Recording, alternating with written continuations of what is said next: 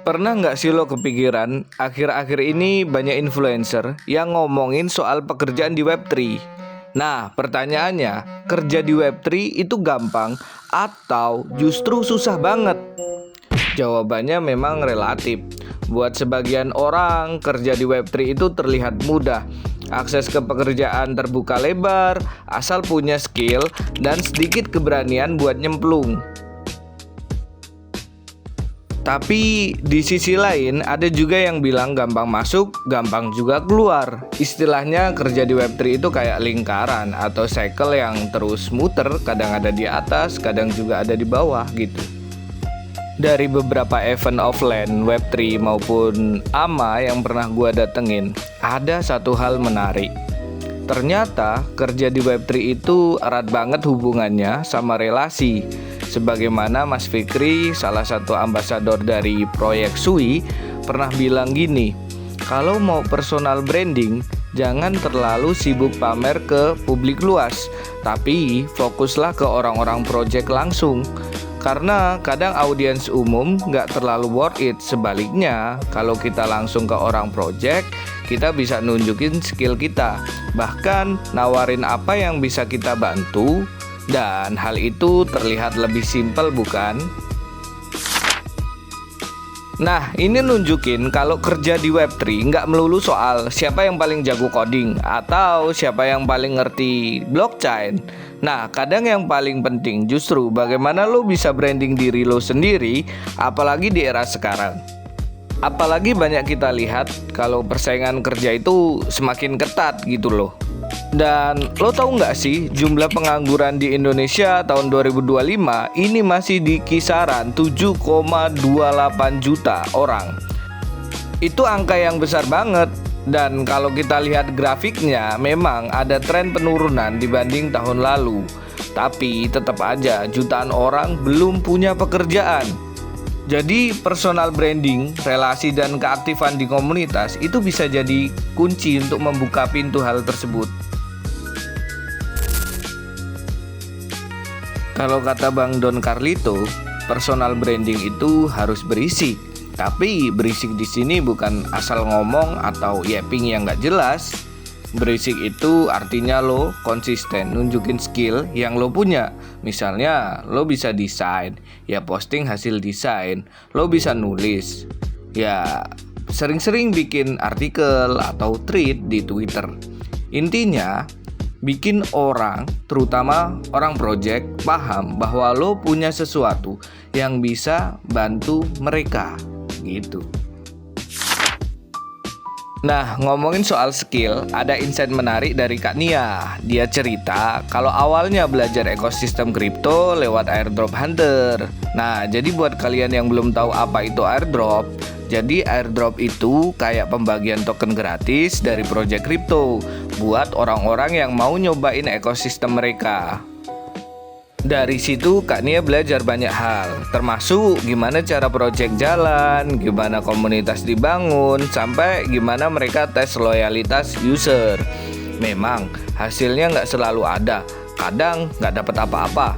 Tapi dari airdrop itu dia jadi makin paham seluk-beluk Web3. Kak Nia juga bilang kalau kerja di Web3 itu bukan cuma buat orang IT, banyak banget posisi non-developer yang bisa dibutuhin, kayak marketing, moderator, community manager, bahkan content creator. Dan biasanya untuk orang yang entry level, itu bisa mulai dari community manager atau volunteer. Emang sih volunteer itu kadang nggak dibayar, tapi itu investasi jangka panjang, karena dari situ pintu lain bisa kebuka.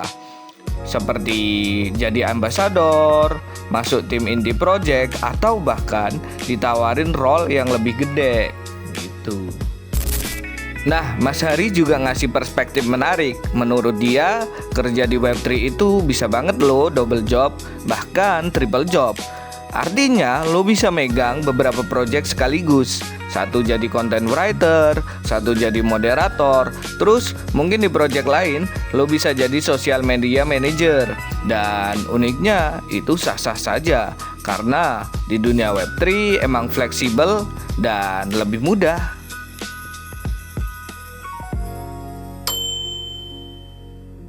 Terus gimana cara ningkatin branding? Mas Hari pernah bilang, kita bisa lewat LinkedIn ataupun Twitter. Itu sangat penting. Tapi jangan lupa, dunia nyata alias real life juga nggak kalah krusial. Networking di event offline kadang punya impact lebih gede daripada sekedar DM ataupun komen di media sosial. Kenapa? Karena orang bisa lihat langsung bagaimana gestur tubuh lo, passion lo, bahkan kepercayaan diri lo. Dan trust itu seringkali terbentuk lebih cepat di dunia nyata. Kalau kita tarik benang merah, ada beberapa hal penting soal Web3 Jobs. Pertama, ya memang karena bisa dibilang gampang buat masuk. Ada banyak jalan jadi volunteer, community manager, airdrop hunter, bahkan ambassador. Tapi gampang juga buat keluar, karena kompetisi ketat dan loyalitas di dunia Web3 kadang cair banget. Kedua, personal branding dan relasi jadi kunci utama. Bukan cuma nunjukin skill, tapi juga nunjukin karakter dan komitmen lo. Dan ketiga, skill building itu wajib. Entah lo dari latar belakang IT atau non-IT. Tapi yang jelas, lo harus buat ruang supaya lo bisa upgrade kemampuan. Akhirnya pertanyaan mengenai mudah atau susah kerja di Web3, jawabannya ya tergantung lo lihat dari sisi mana. Buat yang cuma coba-coba, mungkin terasa susah karena nggak ada hasil yang instan. Tapi buat yang serius, mau berisik soal skill, rajin upgrade diri, dan punya relasi yang kuat, kerja di Web3 bisa jadi peluang emas. Jadi, di akhir diskusi ini, pilihan ada di tangan lo. Apakah lo mau anggap Web3 Job sebagai lingkaran sementara yang gampang putus, atau lo mau manfaatin lingkaran itu sebagai jalan buat bikin karir baru? Karena pada akhirnya Web3 itu bukan sekedar teknologi, tapi ruang terbuka buat siapa aja yang berani nyemplung, belajar, dan nunjukin dirinya untuk terus upgrade mengenai skill dan juga relasi.